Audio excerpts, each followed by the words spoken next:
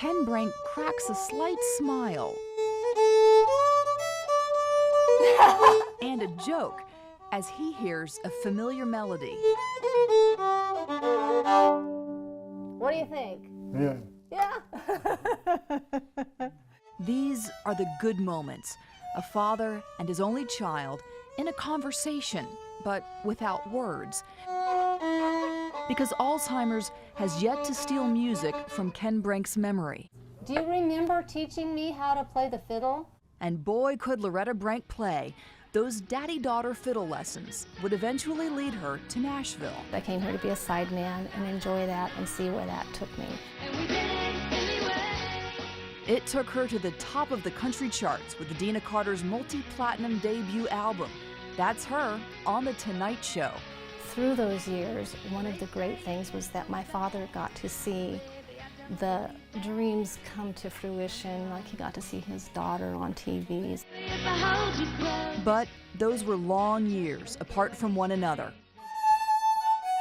Now, Loretta is her father's primary caregiver, and he is her only audience. She no longer plays professionally. It has changed me for the better in extreme ways that I don't even know I can say. It's been hard. I am not gonna lie, hard. Her apartment is set up for his safety with signs to help guide him, but more importantly, remind him of her love. Don't know where they are, what's coming next, and if you can put signs up that say, you are living with me, your daughter, in Nashville, Tennessee, I will take care of you, ask me for anything. How about? Most days, it's just this, to play a familiar tune and connect with his little girl. It just makes me know that I'm doing the right thing.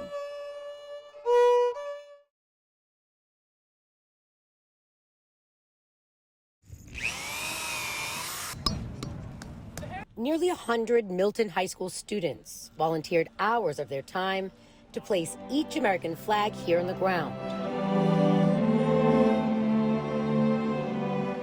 Each flag, and there's close to 3,000, represents a life lost on September 11th. Including those that were killed nearly 20 years ago, as well as those who have died over the last 20 years from illnesses such as cancer and respiratory diseases. We keep all of them in our prayers. This year's theme was Together We Remember. Families in this community and Milton first responders started this tradition 15 years ago. And every year, one or two families take the lead and they add their own special touches. It started with the Smiths, who purchased these flags. And then the Baileys added names to each of the flags. It's one of the few memorials in the country that have individual names, and people come from all over the area to see a loved one if they were directly connected. Which brought to the ground the Twin Towers we never found. High school students weren't even born when this tragic event changed America, but ceremonies like this make them feel connected. It's just, how can all these people and all their families just go through this? It's just, you look at all the flags, it's just so many people.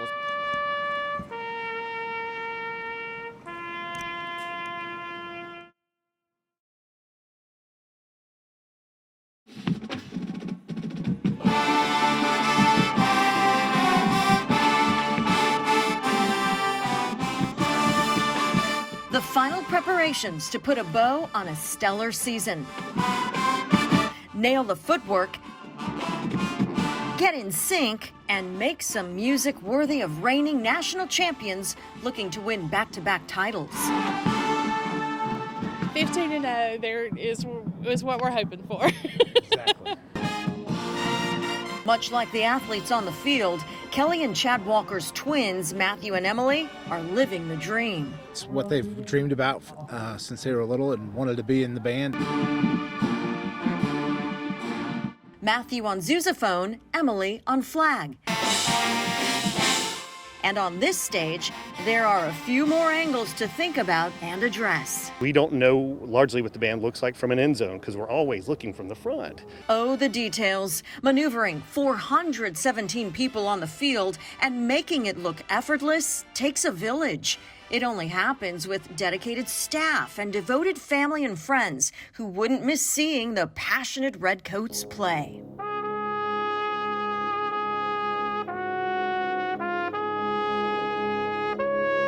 For the seniors, their farewell, a sentimental moment, battle hymn just for them, who battled through the years of COVID to be rewarded with this larger-than-life experience. So anybody who's been willing to stick it out with us is, as they say, a damn good dog. The defendants engaged in a criminal racketeering enterprise to overturn Georgia's presidential election result. It is a RICO case. The 19 defendants, according to the 41-count criminal indictment, allegedly part of a, quote, criminal enterprise. Former DeKalb County District Attorney Robert James tells me that's the biggest thing that separates this Georgia prosecution from the three others President Donald Trump is facing. He says RICO cases allow prosecutors to tell the full scope or story of an alleged criminal conspiracy. That's really the power of it. It brings things together in a way that you can't in a normal indictment. It's something Georgia prosecutors are used to. While in federal courts, RICO may be associated with organized crime, here in Georgia, DA Fonnie Willis has frequently tried RICO cases like the YSL gang trial underway now. This is the 11th RICO indictment. We followed the same process. We look at the facts, we look at the law, and we bring charges. Hello, ma'am.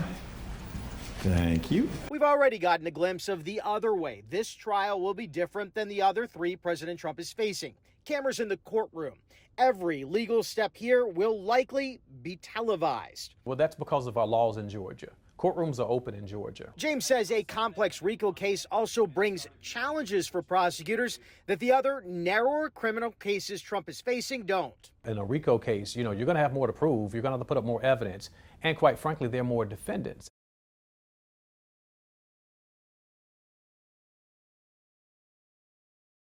Where the previous owners planned on constructing new high-rise apartment towers, Atlanta Ventures plans to focus on the historic buildings already here. And they've already started this week with the downtown campus of their Buckhead-based Atlanta Tech Village. Now that she's been terminated, South Fulton's investigation is over.